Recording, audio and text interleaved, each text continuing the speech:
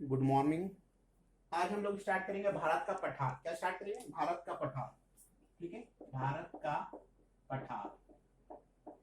ठीक है, भारत का पठार स्टार्ट करेंगे। ठीक है, तो भारत का पठार के बारे में हम लोग ध्यान से लोग देखेंगे। तो भारत का पठार कहाँ है इसके बारे में समझते हैं। देखो, पठार और पर्वत में क्या अंतर है। पठार का जो हाइट है ना 1000 मीटर से कम ही होना चाहिए। ठीक है ना, और उसका जो मतलब कि टॉप मोस्ट एरिया है वो क्या होना, सपाट होना चाहिए। क्या होना चाहिए? सपाट होना चाहिए। उसको बोलते हैं पठार। पठार को चाहे कहेंगे ज्यादा भी हो सकता है, सबसे हर जगह एग्जिस्ट करता है। ठीक है ना, उसके बारे में कंसिडर नहीं करते। ठीक है, तो आज हम लोग देखेंगे भारत का पठार। ठीक है, तो भारत का पठार क्या है। देखो, भारत का पठार को अगर हम लोग देखें तो ये हम लोग का प्लेन है। ठीक है, भारत का मैदान है, भारत का उत्तरी मैदान। ठीक है, इसके दक्षिण में, ठीक है ध्यान देना, भारत का मैदान है, इसके दक्षिण में ए वाला पूरा भाग, दक्षिण में ए मतलब कि अगर भारत का मतलब एरिया कितना है 32 लाख स्क्वायर किलोमीटर, तो 16 लाख स्क्वायर किलोमीटर में तुम्हारा क्या है, भारत का पठार है। भारत का पठार है। ठीक है, तो देखो यहां ध्यान से देखना, ये अरावली, मतलब नंबर वन तुम बोलो, ये अरावली, अरावली पर्वत है। ठीक है, अब यहां देखना, ध्यान से देखना, यहां देखो, ये विंध्य पर्वत है। कौन सा पर्वत है? ये सेकंड जो है तुम्हारा विंध्य पर्वत है। पहला तुम्हारा अरावली, सेकंड है तुम्हारा विंध्य पर्वत, विंध्याचल पर्वत।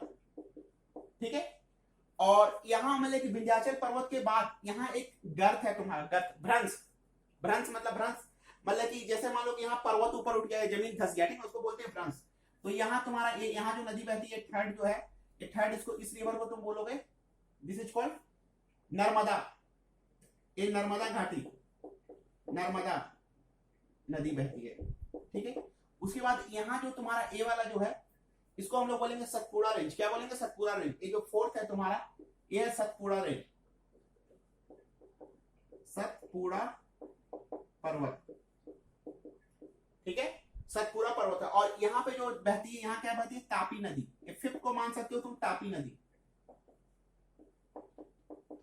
ताप्ती या ताप्ती बोलो, ताप्ती, ताप्ती नदी। ठीक है, क्लियर है चीज। तो ये जो मैदान है, तो ये जो मतलब पठार है, तो पठार, भारतीय पठार को मान लो, भारत के पठार को दो पार्ट में डिवाइड करते हैं। ठीक है, भारत के पठार को दो पार्ट में डिवाइड करते हैं। ठीक है, भारत का पठार के भाग, पहला तुम्हारा, पहला पठार को बोलते हैं मालवा का पठार। क्या बोलते हैं? मालवा का पठार, मालवा का पठार, अर्थात अर्थात मध्यवर्ती उच्च भूमि, मध्यवर्ती उच्च भूमि। ठीक है, ये जो मतलब कि ये जो नर्मदा नदी को उधर जो भी है, नर्मदा नदी के उस साइड, नर्मदा नदी के उत्तर में, उसको क्या बोलते हैं? मालवा का पठार या मध्यवर्ती उच्च भूमि। ठीक ना, ये इसका है नर्मदा नदी के उत्तर में, नर्मदा नदी के उत्तर में। ठीक है, ये बात क्या रखना, नर्मदा नदी के उत्तर में। ठीक है, और उसके बाद नर्मदा नदी के दक्षिण में तुम्हारा क्या है? दक्षिण का प्रायद्वीपीय पठार, दक्षिण का प्रायद्वीपीय पठार। ठीक है, इसको दूसरा नाम दक्कन का पठार भी बोल सकते हो तुम, इसको दक्कन का पठार बोल सकते हो, या दक्कन का पठार, दक्कन का पठार। ठीक है, क्लियर है चीज। तो नर्मदा नदी के उधर तुम्हारा क्या है? मालवा का पठार है। ठीक है, और नर्मदा नदी के दक्षिण में क्या है तुम्हारा, मतलब कि दक्षिण का प्रायद्वीपीय पठार बोलो या दक्कन का पठार बोलो। ठीक है, क्लियर हो गया, ये चीज हो गया। ठीक है, अब यहाँ देखो, ध्यान से समझना बात को। ये जो पठार है ना, इसका मतलब कि जो उत्तरी सीमा है, इस पठार का जो उत्तरी सीमा है, मतलब कि जो मतलब कि हम लोग भारत का पठार का उत्तरी सीमा कौन सा है? तुम बोलोगे भारत का पठार का उत्तरी सीमा मालवा है, मालवा पठार, मालवा पठार मान सकते हो, उत्तरी सीमा मान सकते हो, मालवा पठार। उसके बाद मतलब कि तुम्हारा कैमूर पहाड़, फिर तुम्हारा राजमहल पहाड़, तीन पहाड़ इसकी उत्तरी सीमा को डिसाइड करता है। कौन कौन? मालवा का पठार, कैमूर का पठार और राजमहल का पठार। ठीक है, क्लियर चीज। और इसका जो मतलब कि पश्चिमी सीमा को बोल सकते हो, पश्चिमी सीमा कौन बनाएगा? पूर्वी घाट। कौन बनाएगा? पूर्वी घाट। ए पश्चिमी सीमा कौन बनाएगा? पश्चिमी घाट। ठीक है, ये पश्चिमी घाट है। ठीक है, जिसे पश्चिमी घाट। और ए वाला सीमा कौन सा बनाएगा? पूर्वी घाट। ठीक है, पूर्वी सीमा पूर्वी घाट और पश्चिमी सीमा पश्चिमी घाट, पश्चिमी सीमा पश्चिमी घाट। ठीक है, और दोनों पूर्वी घाट और पश्चिमी घाट जहां मिलता है, वहां कौन सा माउंटेन है? नीलगिरी। एक घाट टाइप का, कि पश्चिमी घाट और पूर्वी घाट जहां मिलते हैं, घाट नहीं बनता है तो घाट टाइप का, इसको बोलते हैं नीलगिरी। क्या बोलते हैं? नीलगिरी।